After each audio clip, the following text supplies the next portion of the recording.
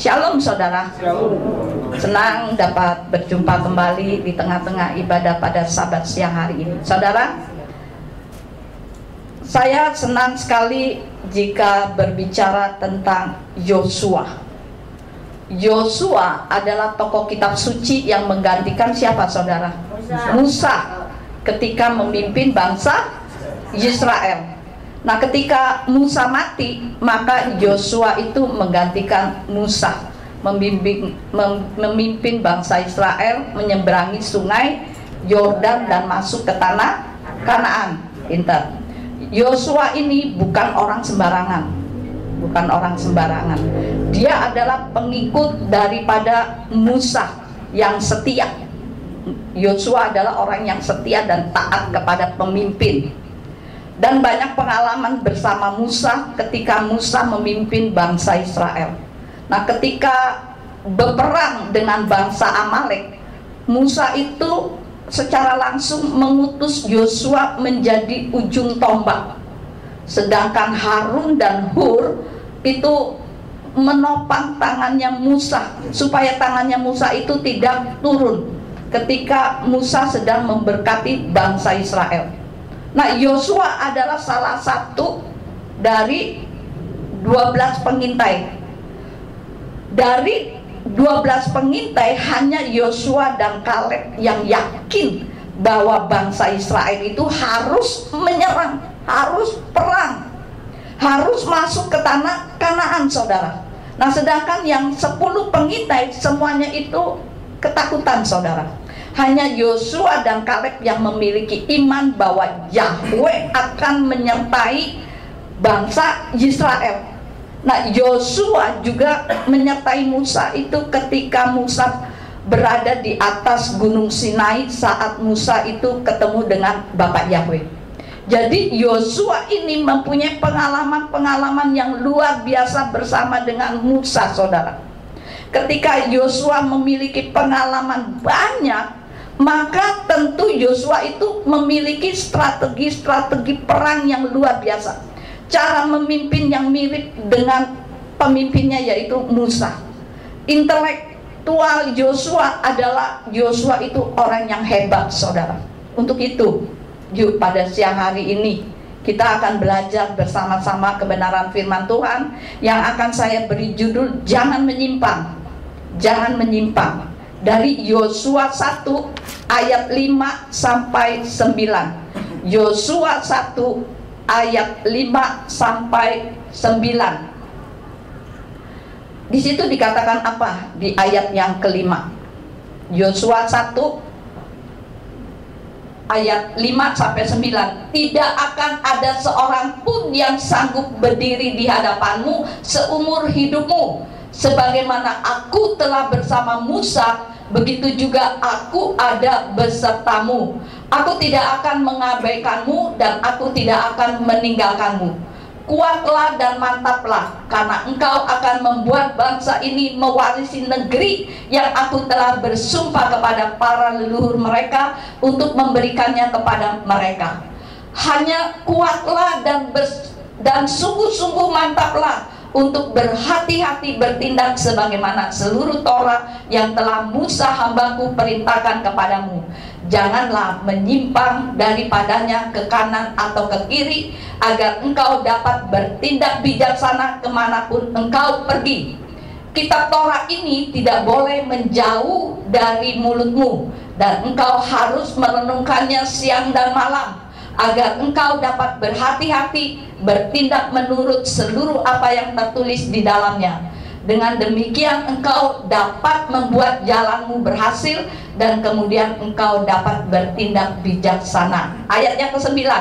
Bukankah aku telah memerintahkan engkau, kuatlah dan mantaplah, janganlah takut atau berkecil hati, karena Yahweh Elohimmu ada bersamamu di segala tempat kemanapun engkau pergi. Amin. Saudara, ketika Yosua menggantikan Musa, kehebatan Yosua tidak terlalu disebut oleh Bapak Yahweh. Sekali lagi saya katakan, ketika Yosua menggantikan Musa, kehebatan Yosua tidak terlalu disebut disebutkan oleh Bapak Yahweh. Justru Yahweh memberikan janji kepada Yosua sekaligus memberikan peringatan. Coba kita baca ayat yang kelima yang tadi. Tidak akan ada seorang pun yang sanggup berdiri di hadapanmu seumur hidupmu, sebagaimana aku telah bersama Musa, begitu juga aku ada besertamu. Aku tidak akan mengabaikanmu dan aku tidak akan meninggalkanmu. Namun saudara, di ayat 7 dan 8 Yahweh juga mengatakan dan memperingati apa saudara? Janganlah menyimpang ke kanan atau ke kiri, dan kitab Torah ini tidak boleh menjauh dari mulutmu. Jadi Yahweh memberikan janji, Yahweh juga memberikan sebuah peringatan saudara. Dan tidak ada satupun kalimat dari Yahweh tentang menceritakan tentang pengalaman-pengalaman Yosua soal intelektual. Yahweh tidak menyebutkannya sama sekali saudara.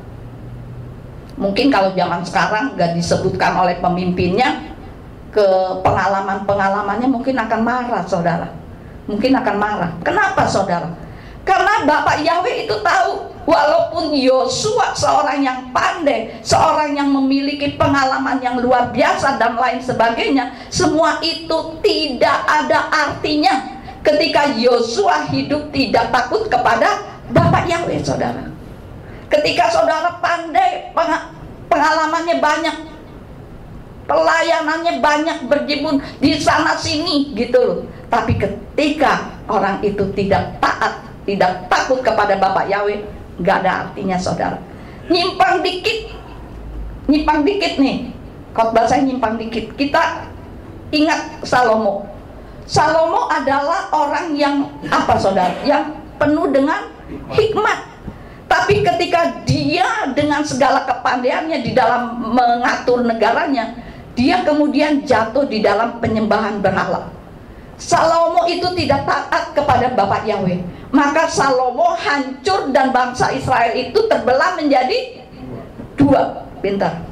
Inilah yang membuat kenapa Bapak Yahweh, walaupun Yosua sudah sedemikian hebatnya menjadi orang kepercayaan Musa, tetapi Bapak Yahweh tetap memperingatkan Yosua. Ayo Yosua, taat kepada firman Tuhan, taat kepada ketetapan Bapak Yahweh, taat kepada seorang pemimpin. Coba kalau sekarang saudara saya tegur aja, saudara sudah marah, sudah marahnya sampai berjilid-jilid lagi saudara, gitu loh saudara. Itu saudara, itu semua ada di pengalaman saya saudara.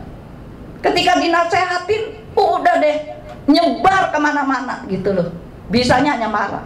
Harusnya ketika pemimpin memberi nasihat, renungkan kenapa. Kalau nggak sesuai, tanya langsung. Bukannya malah bercerita kepada yang lain berjilid-jilid saudara.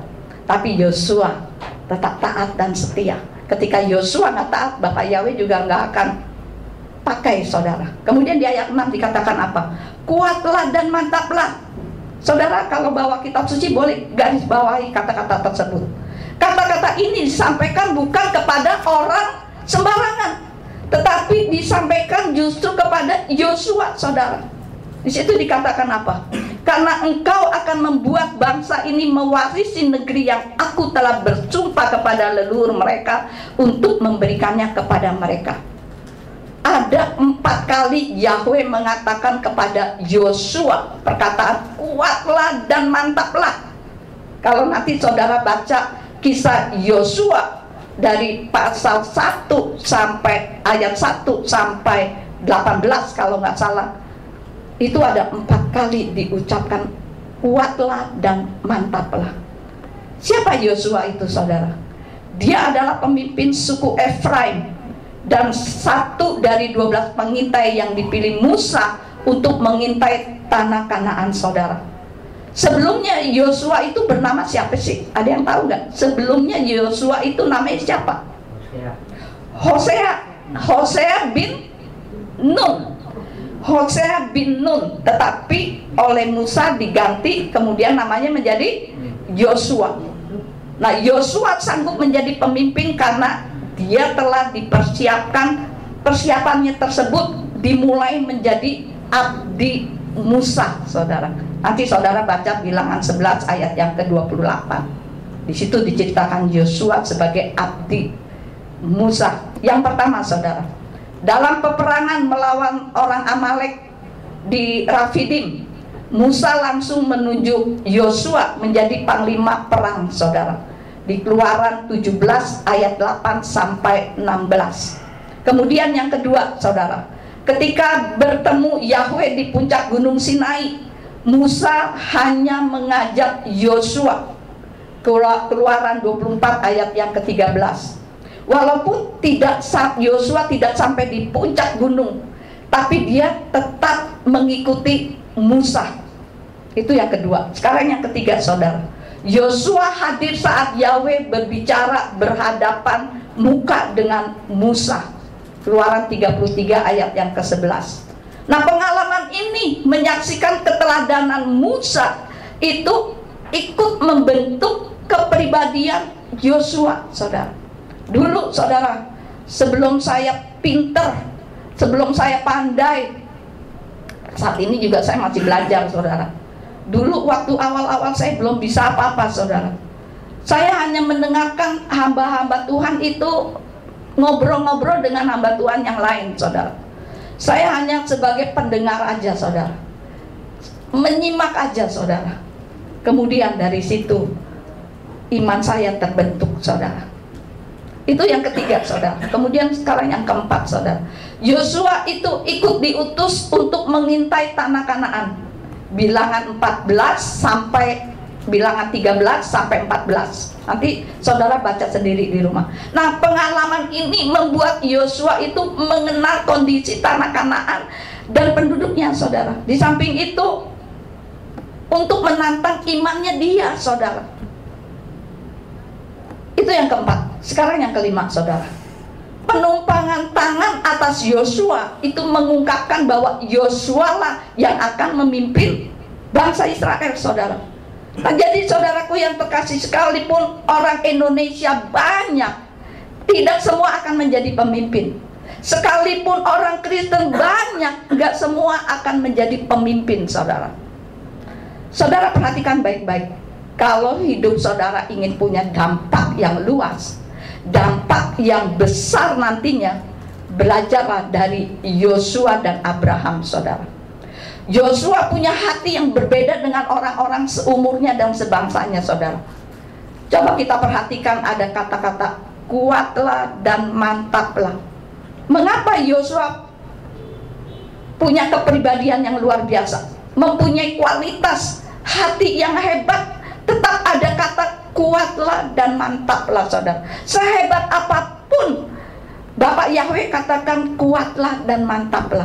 Jadi ketika saudara sudah pandai pelayanan, sudah pandai berkhotbah, tapi kalau saudara nggak dengar-dengaran apa kata Tuhan, percuma, saudara. Kalau saudara enggak tiap hari memperbarui hati saudara, percuma saja, saudara. Karena kata Ibu Yeni tadi bilang, waktunya sudah sangat singkat, saudara. Padahal kita tahu Yosua itu hidup benar-benar taat kepada Tuhan, benar-benar setia kepada Bapak Yahweh. Apa yang harus dilakukan, dia lakukan dengan sempurna. Tapi kenapa kok ada kata kuatlah dan mantaplah, saudara? Karena bangsa Israel sudah mulai ragu akan ketetapan janji daripada Bapak Yahweh.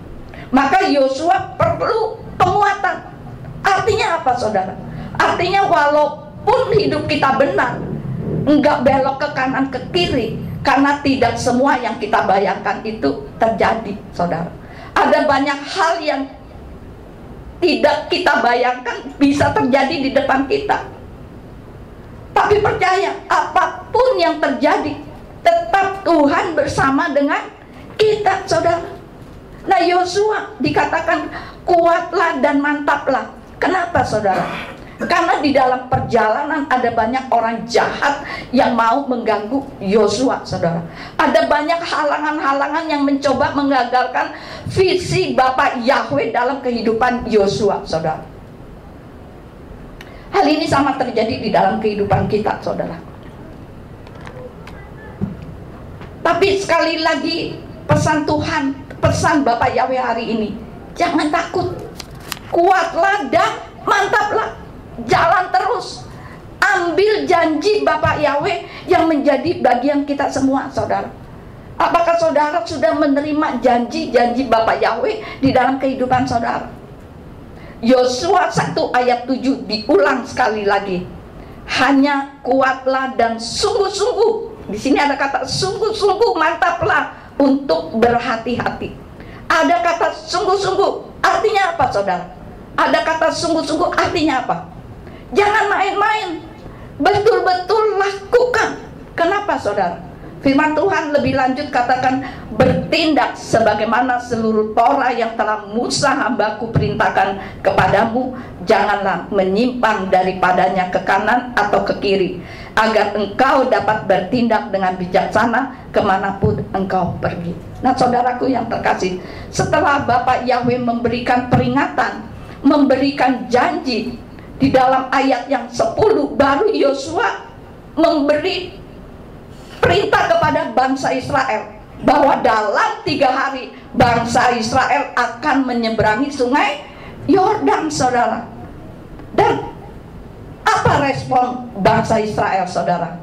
Di ayat Yosua 1 ayat yang ke-16 dan 17. Dan mereka menjawab Yosua dengan berkata, kami akan melakukan semua yang engkau perintahkan kepada kami, dan kami akan pergi kemanapun engkau akan mengutus kami. Sama seperti segala yang telah kami dengar dari Musa, demikianlah kami akan mendengarkan engkau. Sesungguhnya Yahweh Elohimmu ada bersama engkau, sama seperti dia telah bersama Musa. Jadi saudaraku yang terkasih, ketika Yosua mentaati firman Tuhan, tunduk pada aturan ketetapan Bapak Yahweh, maka Yosua memiliki wibawa daripada Bapak Yahweh, bukan wibawanya sendiri, saudara. Kadang kan banyak orang yang sombong, wih gua kan pinter ini, gua kan pinter itu, pelayanan gua kan banyak gitu. Udah sombong, saudara. Gak boleh sombong, saudara. Yosua betul mempunyai kepandaian, Yosua betul mempunyai intelektual, tapi juga dia memiliki wibawa daripada Bapak Yahweh, sehingga bangsa Israel yang mudanya mengikuti apa perintah daripada Yosua, seperti mereka diperintah ketika dipimpin oleh Musa, saudara. Apa yang bisa kita pelajari dari kisah Yosua ini, saudara? Saudara, kita semua orang kan beda-beda ya, saudara. Kita memiliki pengetahuan firman Tuhan juga berbeda-beda. Ada yang mungkin baru menerima kebenaran nama Bapak Yahweh, baru belajar kebenaran firman Tuhan. Ada juga yang sudah puluhan tahun, bahkan masih di dalam kandungan, sudah mengenal Tuhan. Sudah pasti orang yang lama-lama itu yang mengenal Tuhan baca kitab suci, mengetahui firman Tuhan lebih dari orang lain, saudara. Tetapi saudaraku yang terkasih, pengetahuan, semua kepandaian kita mungkin rajin ibadah, kita mungkin rajin berdoa, semua itu tidak akan ada artinya kalau kita tidak hidup takut akan Bapak Yahweh, saudara. Semua itu tidak akan ada artinya kalau kita tidak mempraktekkan firman Tuhan yang sudah kita pelajari itu, saudara. Jangan cuma pintarnya baca kitab suci, tapi dari hidup, sikap hidup kita bisa dinilai oleh orang, saudara. Oh, Pak Mandagi orangnya begini-begini, oh Pak Ferry orangnya begini-begini. Kita bisa menilai gitu loh, walaupun mungkin penilaian kita nggak benar gitu loh, saudara. Pada ayat yang ke-18 kembali Yahweh berfirman apa? Kuatlah dan mantaplah. Nah ini dimaksudkan agar dalam kita melaksanakan kehendak Bapak Yahweh itu mengokohkan otoritas Yosua, sehingga semua bangsa Israel itu tunduk kepada otoritas kepemimpinan Yosua, saudara. Dan setiap orang yang tidak tunduk atas otoritas Yosua akan dihukum mati, saudara. Zaman itu, saudara. Nah ayat ini juga berlaku bagi kita, saudara. Ketika kita belajar percaya kepada Bapak Yahweh, semua orang yang berada dalam jalurnya Bapak Yahweh, dia akan diberikan otoritas Bapak Yahweh. Bapak Yahweh mau kita itu belajar percaya kepada Tuhan, saudara. Dengan kita tunduk pada otoritas Bapak Yahweh, saudara. Tunduk pada otoritas kepala di atas kita. Artinya tahu nggak, saudara? Otoritas kepala di atas kita kepada pemimpin di kantor, kita juga harus tunduk. Kepada pemimpin gereja, kepada gembala, kita juga harus tunduk, saudara. Jangan mau-maunya sendiri. Di rumah, di gereja, di tempat kerja, kita harus tunduk pada aturan main otoritas di atas kita. Yahweh tidak akan memberikan otoritasnya kepada orang yang tidak memiliki penundukan diri pada otoritas di atasnya, saudara. Nggak akan, saudara. Jadi, saudara, kesimpulannya apa, saudara? Yahweh berfirman, kuatlah dan mantaplah. Dengan maksud apa, saudara? Yang pertama, saudara, meneguhkan kepercayaan diri kita. Dia yang memilih untuk menjadi alatnya dalam melakukan kehendaknya. Jadi kita harus menurut perintah kehendak daripada Bapak Yahweh, saudara. Yang kedua, saudara, fokus melakukan kehendak daripada Tuhan, saudara. Yang ketiga, tidak tawar dan kecut hati saat tantangan muncul, saudara. Tantangan dan masalah itu harus kita hadapi, saudara. Jangan kemudian ketika ada tantangan, ada berita-berita yang gak benar, kemudian saudara marah. Gak boleh, saudara. Dan juga seperti yang tadi Ibu Yeni katakan, di gereja ini jangan ngegosip. Jangan cerita yang gak ada diada-adain, saudara. Gitu loh. Disampaikan, orang yang menerima itu marah, saudara. Harusnya orang menerima, oh bener gak ya? Harus tanya ke orangnya, bener gak? Misalnya Ibu Priscilla berkata begini, gitu loh. Jadi jangan seenaknya aja, saudara. Kemudian keempat, diberi otoritas Yahweh kepada kita, saudara. Mari saudaraku yang terkasih, jangan hanya cuman mengerti firman Tuhan, tapi mengerti, mengenal Bapak Yahweh dan melakukan firman itu yang adalah hal yang terpenting, saudara. Kita kalau baca kitab itu harus sungguh-sungguh, harus sungguh-sungguh diresapi, pelan-pelan, gak ngerti baca lagi. Kalau saya bikin khotbah, saya baca satu pasal, nggak ngerti, saya baca lagi dari atas pelan-pelan. Ayat apa tuh? Ayat kakinya juga harus dibaca, saudara. Apa ayat apa namanya? Namanya Footnote, ya, footnote gitu. Ayat-ayat kaki kan, benar gitu. Footnote-nya juga harus dibaca, karena di situ bisa dijelaskan kemana-mana, saudara. Nah, Yosua memiliki pengetahuan yang hebat, saudara. Yosua memiliki pengalaman yang hebat. Tetapi Bapak Yahweh lebih mendorong Yosua itu untuk taat kepada firman Bapak Yahweh, saudara. Nah, kita pun sebagai anak-anak Tuhan, kita harus taat kepada Bapak Yahweh, saudara. Mari, saudara, menjadi anak-anak Bapak Yahweh, untuk kita bisa hidup berkenan di hadapan Bapak Yahweh, yang melakukan kehendak Bapak Yahweh, sehingga kita menjadi berkat dimanapun kita berada, saudara. Jadi ayo saudara, go ahead saudara, jangan menyimpang ke kanan ke kiri, tapi kuatlah dan mantaplah. Ketika saudara kuat dan mantap, ketika saudara taat kepada firman Tuhan, kepada Bapak Yahweh, kesuksesan, pemulihan dan kejayaan akan saudara raih bersama. Ketika saudara belajar, percaya dan taat kepada Bapak Yahweh. Amin, saudara. Amin. Sekian firman Tuhan. Mari saudara, saya ajak bangkit berdiri. Kita naikkan satu pujian yang terutama.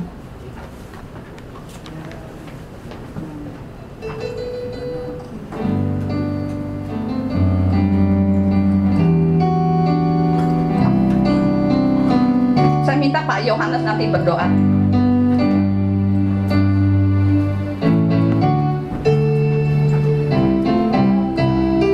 Haleluya. Terima kasih Tuhan.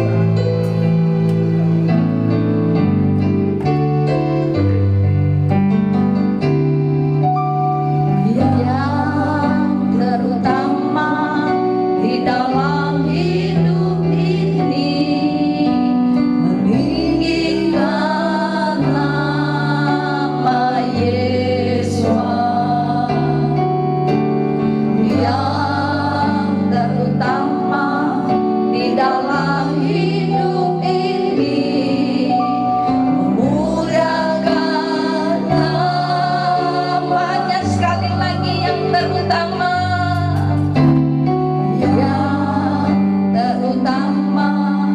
di dalam hidup ini, meninggikan nama Yesus